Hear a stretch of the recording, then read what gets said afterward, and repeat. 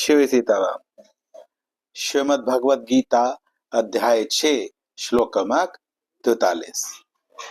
इस श्लोक में भगवान उस साधक की अगली गति को बतला रहे हैं, जहां पर अर्जुन के प्रश्न में यह था कि उस साधक की गति क्या होगी जिसका अंत समय में अपने लक्ष्य से विचलित हो जाना घट गया है।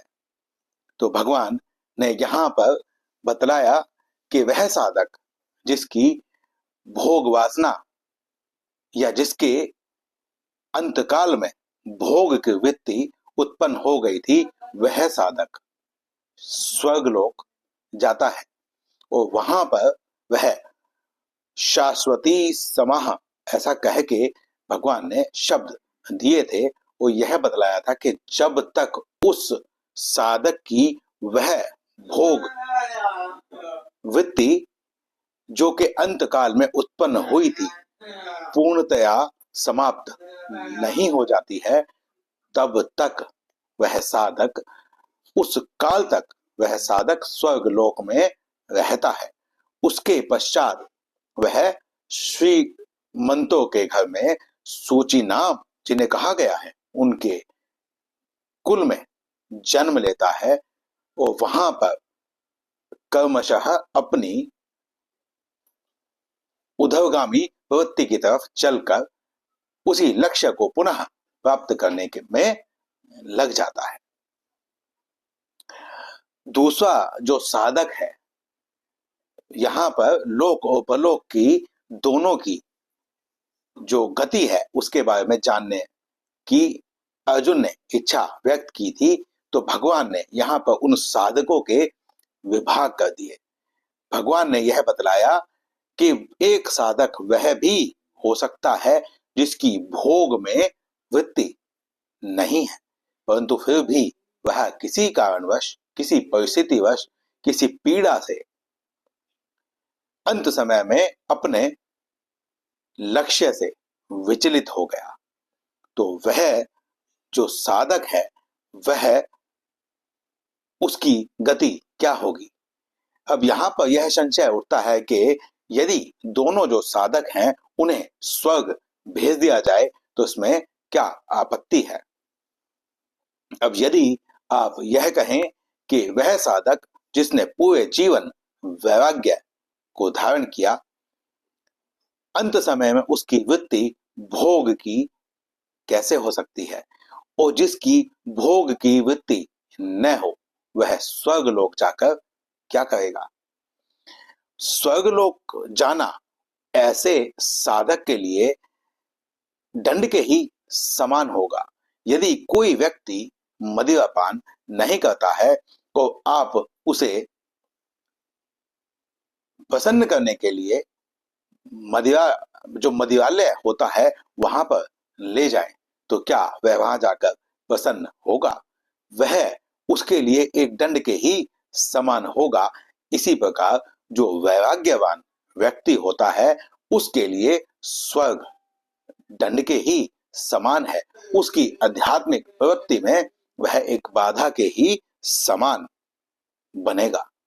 तो इसीलिए जो दूसरा साधक है उसका स्वर्ग जाना नहीं बनता है। तो फिर उसका क्या होता है। तो अगले श्लोक में भगवान ने बताया कि वह जो साधक है वह सीधा योगियों के कुल में जन्म लेता है। जो तत्वदर्शी योगी होते हैं उनके कुल में जन्म लेता है और वहां पर वह प्रयत्न में लग जाता है। उसे वह सभी साधन, संसाधन, वातावरण पहले से भी अधिक अच्छा मिलता है। बचपन से ही उसमें वह संस्कार जागने लगते हैं और जहां से उसने अंत किया था विचलित होने से ठीक पहले, वहीं से वह फिर से अपने प्रयत्न को प्रारंभ कर सकता है।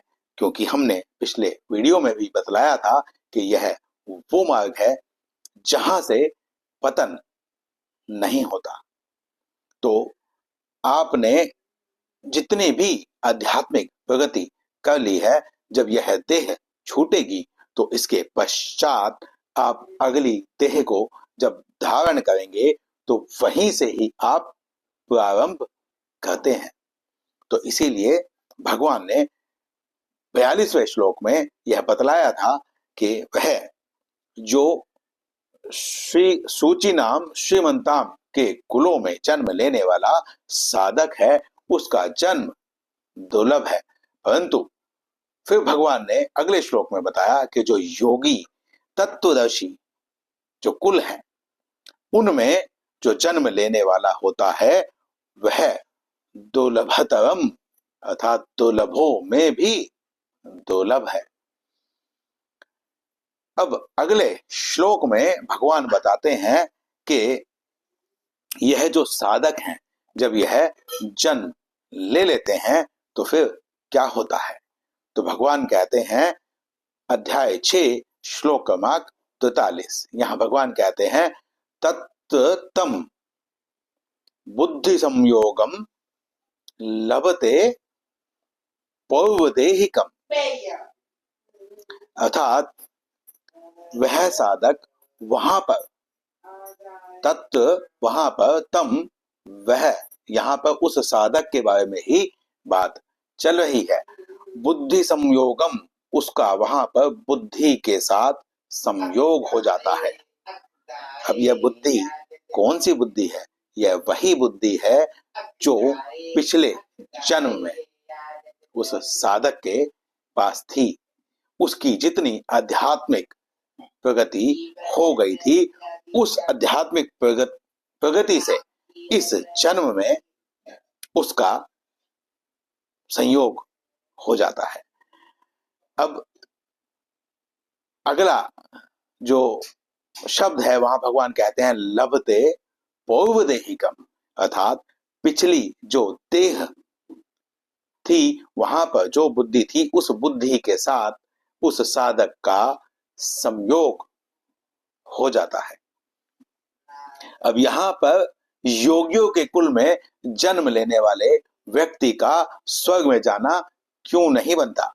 क्योंकि पूर्वदेहिकम कहा गया है, तो जो स्वर्ग में गया है वहां पर तो देह का त्याग करके ही जाना पड़ता है। शरीर तो स्वर्ग नहीं जाया जा सकता, इसीलिए उसका स्वर्ग में जाना नहीं बनता, उसका सीधा ही जन्म हो जाता है और वह योगियों के तत्वदर्शियों के कुल में जन्म लेता है। अब भगवान यहां पर कहते हैं यतते यतते च ततो भूयः संसिद्धो कुरुनंदना। तो भगवान कहते हैं कुरुओं के कुल में जन्म लेने वाले हे अर्जुन,